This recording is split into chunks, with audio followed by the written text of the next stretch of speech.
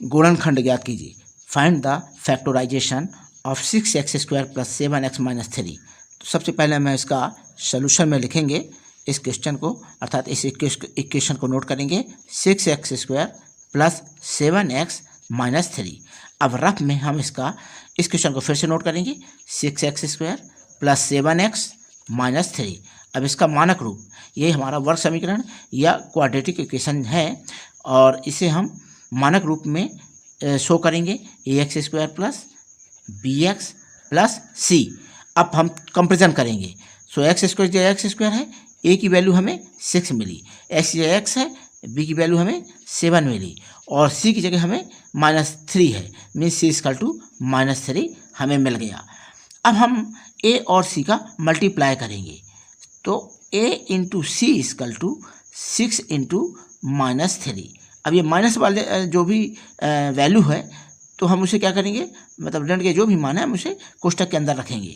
अब हम मल्टीप्लाई करना है तो 3 का जो साइन है, सिंबल है, वो माइनस है और 6 का इसमें माइनस नहीं है, अर्थात क्या है, प्लस है।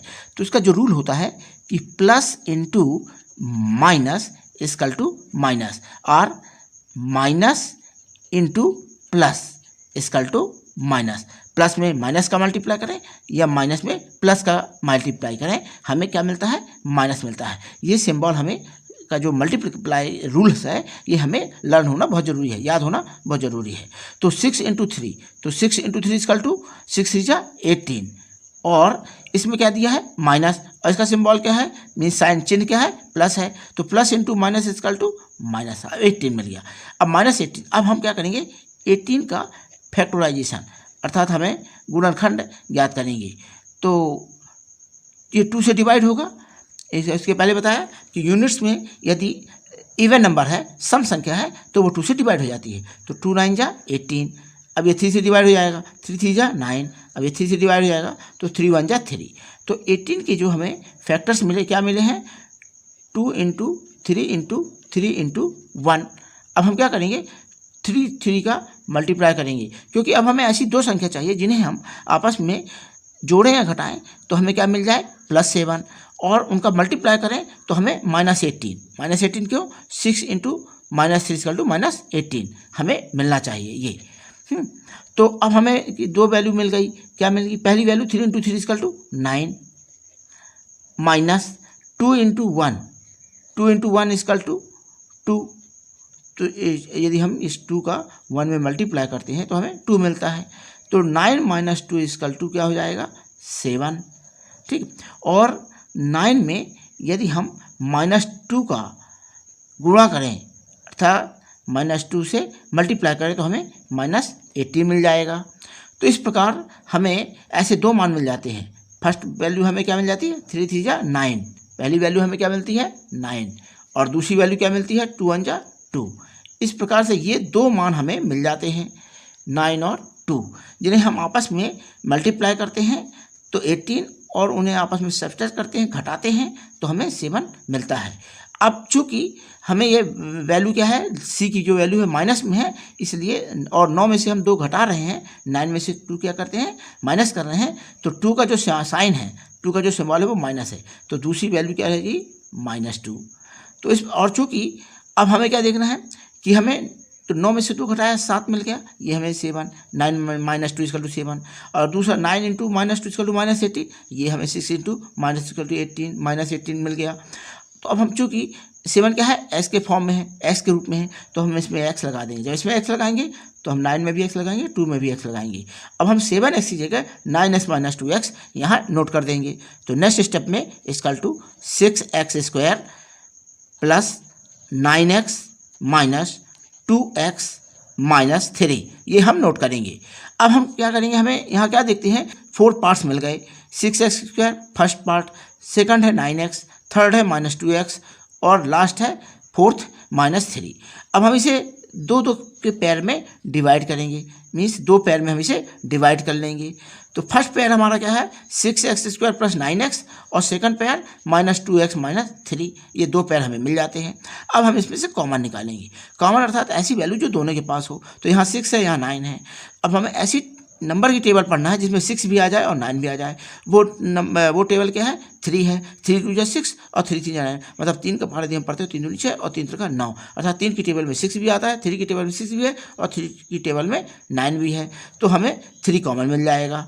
अब यहाँ x है, यहाँ भी x है, यहाँ कितने x हैं, 2 और यहाँ पर 1, तो एक x ऐसा है जो इसके पास भी है और इसके पास भी है, मतलब एक x हमें कॉमन मिल जाएगा। कॉमन अर्थात ऐसी वैल्यू जो दोनों के पास अवेलेबल हो। अब हम ब्रैकेट में क्या करते हैं, 3 का टेबल पढ़ें कि 6 आ जाए, कितने बार पढ़ेंगे, कितनी टाइम्स, 3 टाइम्स। यदि हम पढ़ते हैं तो 3 3 9 हो जाता है और 3 2 6, मतलब 3 की टेबल यदि हम 2 टाइम्स पढ़ते हैं, 3 2 6, ये 2 बार पढ़ते हैं, 3 का पढ़ा 2 बार पढ़ते हैं तो 6 मिल जाता है, 3 दूनी 6, 3 2 6, ये हमें मिल गया। और x क्या है, यहाँ पर कितने 2 हैं, यहाँ क्या है 1 है, तो कितने x बच गए, 1 x, ये हमने नोट कर दिया। प्लस 3 की टेबल पढ़ें कि 9 आ जाए, कितने बार पढ़ेंगे, 3 3 9, 3, तो 3 की टेबल हमने 3 टाइम्स पढ़ा, मतलब 3 बार पढ़ा, तो 3 3 9, x था वो हमने x यहाँ ले लिया, ये हम ब्रैकेट में क्लोज कर दिए। अब यहाँ भी माइनस है, यहाँ भी माइनस है, माइनस हमने कॉमन ले लिया।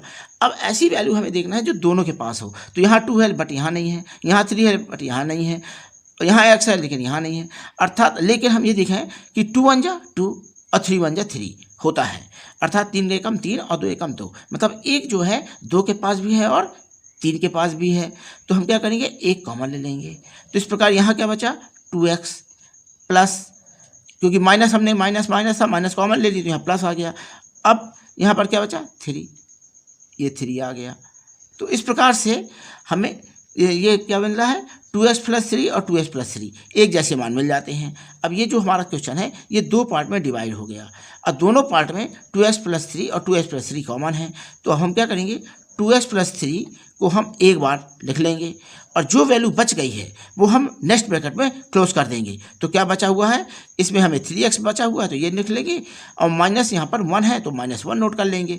इस प्रकार से हमें 6x² + 7x - 3 का फैक्टराइजेशन हमें मिलता है 2x + 3 and 3x - 1, that is answer. अब हमें ये कंफर्म करना है कि हमारा आंसर सही है या नहीं है, तो हम क्या करेंगे, इस आंसर का मल्टीप्लाई करेंगे और हमें सेकंड या फर्स्ट स्टेप मिलता है या क्वेश्चन मिल जाता है, तो हम ये कंफर्म कर लेंगे कि हमारा आंसर सही है।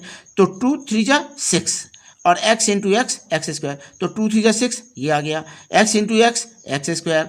अब 2x का मल्टीप्लाई -1 से करेंगे, तो 2 × -1 = -2 ये है, और x ये x। अब 3 × 3 3 3 या 9, और ये x है तो ये x, और प्लस इंटू माइनस माइनस, ये हमने देखा यहाँ पर प्लस इंटू माइनस माइनस, और यहाँ पर क्या है 3 है, तो 3 का मल्टीप्लाई हम 1 से करेंगे, 3 एकम 3, तो ये हमें 3 मिल गया, 3 मिल गया, ठीक है। प्लस इंटू माइनस मिल गया, और ये 3 भी मिल जाता है, और यहाँ भी -3 मिल जाता है। मीन्स ये 6x² ये है सेम, ये हमें मिल गया, -3 यहाँ भी -3 मिल गया, और 9x माइनस जो 2x है, तो 9x में से जब 2x माइनस करेंगे तो हमें 7x मिल जाएगा। इस प्रकार से हमें ये स्टेप भी मिल जाता है और ये हमें जो क्वेश्चन है ये भी मिल जाता है। इस प्रकार से हम ये कह सकते हैं कि हमें जो मान प्राप्त हुआ है, अर्थात 6x² + 7x - 3 का जो गुणनखंड, अर्थात 2x + 3 3x - 1 हमें जो मिला है वो करेक्ट है।